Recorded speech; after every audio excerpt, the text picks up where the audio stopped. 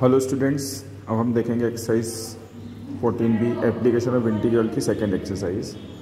उसका first question है find the area bounded by the line y equals to x and curve y square equals to 16x। एक line है और एक curve है। अब आप ध्यान से समझिएगा, ये क्वेश्चन बहुत बढ़िया क्वेश्चन है इस एक्सरसाइज के अंदर। सबसे पहले जो हमको कर्व दिया है वो एक पैराबोला है। ये आपको पता होना चाहिए, 11th में अपन पढ़ के आए हैं।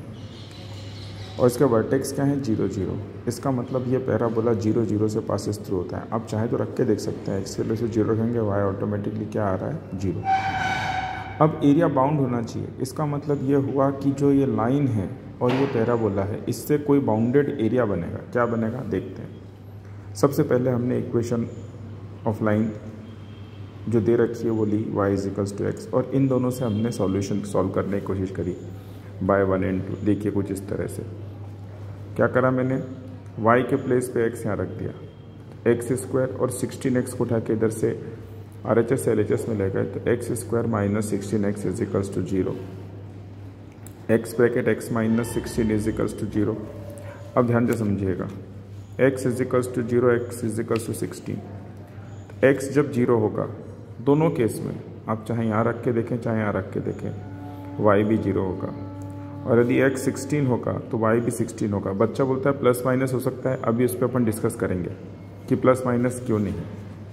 तो सबसे पहले इस पूरे को हमको एक ये एरिया का बाउंड हुआ, अभी हमको ये दिखाना पड़ेगा। तो इन कोऑर्डिनेट को हम कोऑर्डिनेट एक्सिस के ऊपर देखते हैं। तो देखिए हमने इस तरह से कोऑर्डिनेट एक्सिस बनाई, ये एक्स एक्सिस, ये वाई एक्सिस, ये ओरिजिन जिससे दोनों जा रहे हैं, पैराबोला भी जा रहा है और लाइन भी जा रही है।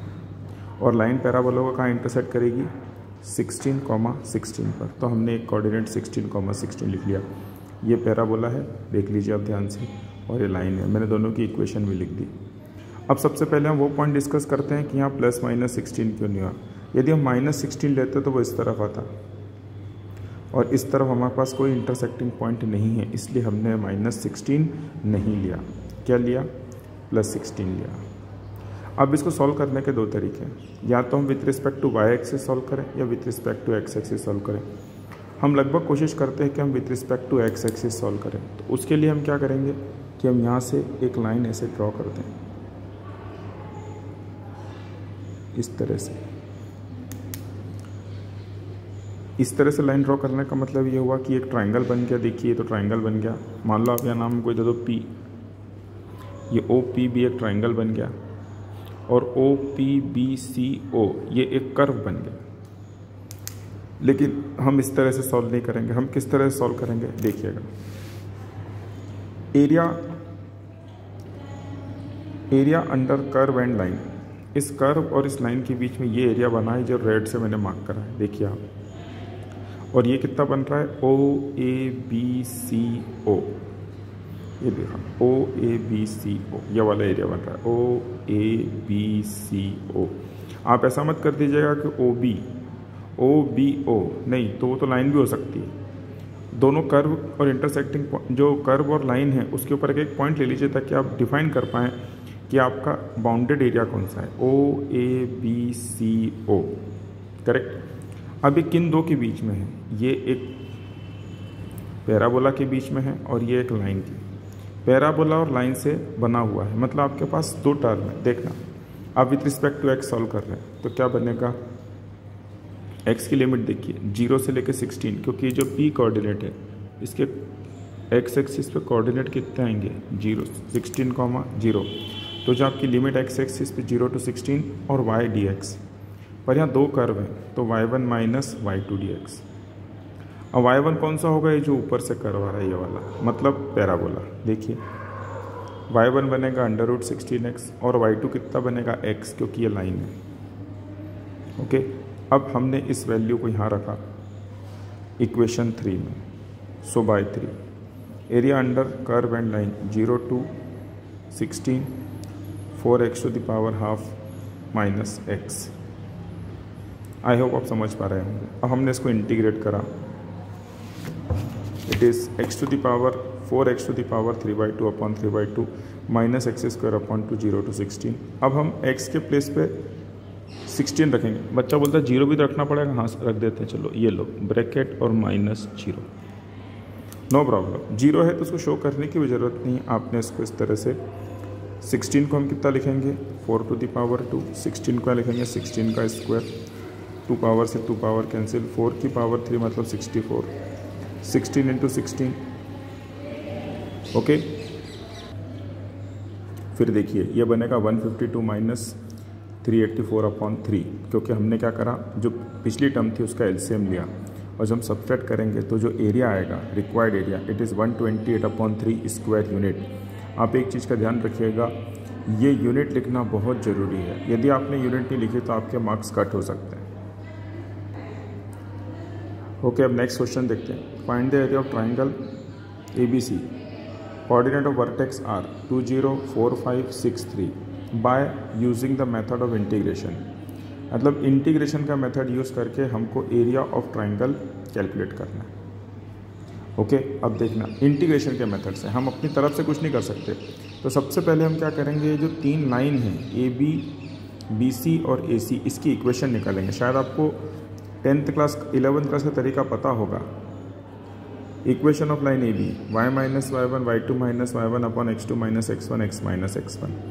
इस तरह से हमने क्या निकाला, सबसे पहले हमने इक्वेशन किसकी निकाली, AB की, y के फॉर्म में, है ना। फिर हमने BC की इक्वेशन निकाली, देखिए कुछ इस तरह से, BC की इक्वेशन ये आ गई। BC कोऑर्डिनेट क्या है 4 5 6 3, आप चाहो तो लिख देता हूँ मैं यहाँ पे 4 5 और 6 3, ताकि अपने समझने में आसानी रहे। y minus y1 x minus x1, y2 minus y1 x2 minus x1, y2 minus y1 x2 minus x1, और इस तरह से सॉल्व करके हमारी ये इक्वेशन बनी 2। फिर इसी तरह से हमने कौन सी इक्वेशन निकाली, AC। देखिए ये इक्वेशन AC आ गई। अब सबसे पहले हमारी परेशानी ये है कि इसको हम किस तरह से बताएं। तो सबसे पहले जितने भी कोऑर्डिनेट हैं इनको अपन बताने की कोशिश करते हैं, कुछ इस तरह से देखिएगा। ये मैंने कोऑर्डिनेट एक्सिस पर ये जो मैंने स्केल लिए, कोशिश की है कि स्केल से अपन डिस्टेंस मेज़र कर लें। कभी हो सकता है डिस्टेंस कम ज़्यादा हो, लेकिन आपको डिस्टेंस एक्चुअल में मेज़र करना है कि 2 0 4 5 और 6 3, और इस तरह से आपने एक ट्राइंगल बना दिया जो कि आपको यहाँ पर रेड पेन से दिख रहा है। हमको इसका एरिया निकालना है। तो इसका एरिया हम कैसे निकालेंगे, पहले हम लेंगे एरिया ऑफ ट्राइंगल APB, ये वाला पूरा ट्राइंगल ले लिया। फिर एरिया ऑफ क्वाड्रिलेटर BPQCB, मतलब ये वाला पूरा एरिया हो गया, और उसमें से area of triangle AQC minus कर देंगे। तो ये एरिया और ये एरिया ऐड हो जाएंगे और हमको एरिया ऑफ ट्राइंगल मिल जाएगा। कैसे, अभी देखते हैं। ये देखिए area of triangle ABC, APB, quadrilateral PQCB minus area of triangle AQC। अब हमको एरिया निकालना है, मतलब अब इनकी लिमिट देखनी है। वापस हम कहाँ पर आए, डायग्राम पे। तो AB, इसकी लिमिट देखें 2 to 4। यदि हम AB लाइन लेंगे तो उसकी लिमिट कितनी बनेगी 2 to 4। यदि हम BC लाइन लेंगे तो उसकी लिमिट कहाँ से बनेगी 4 to 6। और जब हम AC लाइन लेंगे तो उसकी लिमिट कहाँ से बनेगी 2 to 6। ये देखिए ये APB 0 to 2 AB dx, 4 to 6 BC dx, 2 to 6 AC dx। फिर हमने इसको इंटीग्रेट करा, 5/2 x² माइनस 2x 2 to 4, ये बनेगा 9x x²/2 4 to 6, ये बनेगा 3/4 x²/2 और 2x। अपर लिमिट और लोअर लिमिट की वैल्यू हमने रखी, यहाँ रखी हमने, ये अपर लिमिट लोअर लिमिट सब जगह हमने प्लेस किया, देखिए इस तरह से। ओके, जब हम इसको सॉल्व करेंगे तो ये 8 - 8 0, ये -2 + 2 हो जाएगा। 9 6 54, आप 6 को कट कर दीजिए 2 से, ये 3 टाइम्स कट हो जाएगा, तो 3 6 18। यहाँ पे 2 से कट कर दीजिए 4 को 2 टाइम्स, तो 36 - 8। यहाँ कट कर दीजिए 3 टाइम्स, तो 3 6 3 18, 6 2 12, 2 से 2 कट कर दीजिए तो 2 - 4। ओके, इसको हमने पूरे को सॉल्व करके देखा और ये हमारा एंड में आंसर आ गया कितना 7 स्क्वायर यूनिट। 2 से 2 कट, 36 से 36 कैंसिल कर दीजिए, यहाँ पे ये कैंसिल हो गए, ये 8 बचा, 8/4, 4 से 2 कट 6 टाइम्स, 8 + 5, 13 में से 6 गए तो 7 स्क्वायर यूनिट। ये आपका आंसर आएगा।